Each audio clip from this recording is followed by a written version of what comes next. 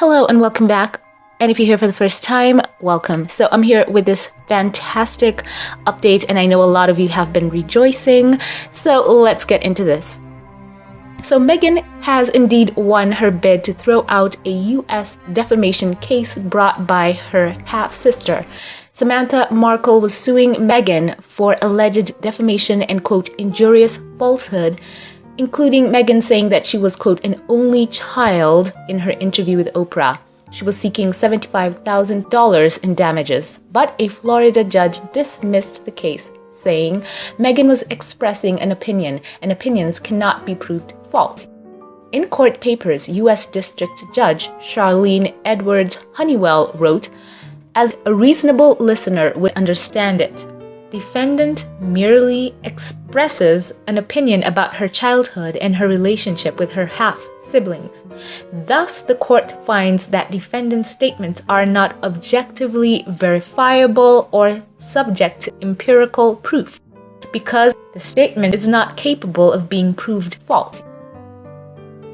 Plaintiff cannot plausibly disprove defendant's opinion of her own childhood," end quote. Samantha Markle, who is Meghan's half-sister from her father's Thomas Markle's first marriage, brought the civil case in March last year. In it, she alleged these 4 points: that Meghan, number 1, exposed her to, quote, humiliation, shame, and hatred on a worldwide scale, end quote, and number 2, misrepresented their relationship when they were growing up, giving the impression that they were, quote, virtual strangers, and that they had, quote, no relationship whatsoever with her sister, Meghan, end quote. And number 3, that she, quote, falsely and maliciously stated that she was, quote, an only child when interviewed with Prince Harry by Oprah Winfrey in 2021. Number 4, that she pursued a, quote, false rags to royalty narrative, claiming childhood hardship, which destroyed her half-sister and father's, quote, reputation and credibility, end quote. So in the Oprah interview, which was watched by more than 50 million people worldwide, Meghan said that she did not really know Samantha, adding, quote, I grew up as an only child, which everyone who grew up around me knows, and I wished I had siblings, end quote. So you can see the variation in those statements and the allegations. So as well as the Oprah TV interview, Samantha, who lives in Florida, alleged the Duchess had defamed her by giving information to a 2020 unauthorized biography called Finding Freedom. But Judge Honeywell also found the Duchess could not be liable for the contents of the book because she did not publish it. So that's the BBC News summary, and we also have it here added on that Samantha, who lodged her case in March 2022 when she sued Meghan for defamation and injurious falsehood along with malicious lies, in quotes, in a number of alleged instances, including during Meghan's well-publicized sit-down interview with Oprah alongside Prince Harry. So Samantha had also claimed that Meghan's Florida fan base became, quote, angry with her, claiming a significant part, in quotes, of her hometown's population is unhappy with Samantha.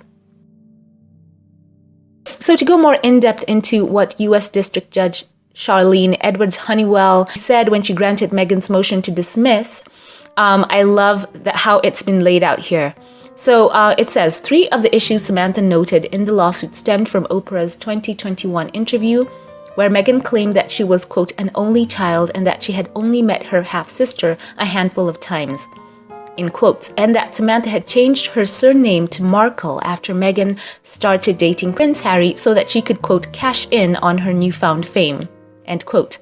So this is what the judge said, quote, a reasonable listener would not think the defendant was suggesting that she had no half-siblings, that plaintiff does not actually exist, or that plaintiff is not related to her. The ruling read regarding Meghan's claim to Oprah that she was, quote, an only child. She went on to say, quote, a reasonable listener would understand it. Defendant merely expresses an opinion about her childhood and her relationship with her half-siblings. Thus, the court finds that defendant's statement is not objectively verifiable or subject to empirical proof because the statement is not, quote, capable of being proven false. It is protected from a defamation action, end quote. Samantha claimed in her lawsuit that Meghan told Oprah that the pair had only met, quote, a handful of times, as I said before. But the court wrote that it could not verify that allegation. This is what the ruling said, quote, the statement is nowhere to be found in the interview's transcript. The court ultimately denied the claim without prejudice and with leave to amend, end quote. Similarly, Samantha's claim that she had changed her surname for fame was dismissed, quote, because it is explicitly contradicted by the transcript, end quote, noting the allegations Samantha noted were not true to what Meghan actually said during the interview. Quote, she changed her last name back to Markle, and I think she's in her early 50s at that time, only when I started dating Harry, and so I think that says enough, end quote. That's what Meghan actually said in the interview. She did not say that she changed her surname for fame explicitly, so that was thrown out. And then the claims were dismissed without prejudice, though Samantha could file an amended complaint within 14 days of the order. In another instance, Samantha also had alleged, as I said, that Meghan had contributed false information, end quote, to the authors of the book Finding Freedom, Harry and Meghan and the Making of a Modern Royal Family, specifically mentioning chapter 12 titled, quote, A Problem Like Samantha. However, the court agreed with Meghan, quote, defendant argues that the claims based on Finding Freedom must fail because she did not publish the book, end quote, and the court agrees, is what the ruling read. So this was another part of the ruling, quote, the court finds that plaintiff's claims related to Finding Freedom are due to be dismissed because 1. A defendant must publish a defamatory statement for it to be actionable, and 2. It is undisputed that defendant did not publish Finding Freedom, end quote. The claims were dismissed without prejudice. The court also denied Samantha's request for attorney fees and costs under the anti-SLAPP statute without prejudice as premature. So that was a fantastic summary, and we are here to rejoice. This is wonderful. I know a lot of people who do not like Meghan were just so excited at the fact that she would be in court and her, quote, lies would be exposed, end quote. Who knows whatever that could mean. They thought that this defamation lawsuit would be the one to take down Meghan. And as you can see here, a lot of these claims were thrown out because Meghan never actually said the things that were being alleged. And I think it's quite undisputed that Meghan grew up as an only child. The age difference between her and her older sister it's quite notable, and you don't sense the closeness there, just perhaps the fact they were related through Thomas Markle. So I'm happy that this was thrown out. It should never even have gotten this far, in my opinion. So now I want to know your thoughts about this below. Now we have an update.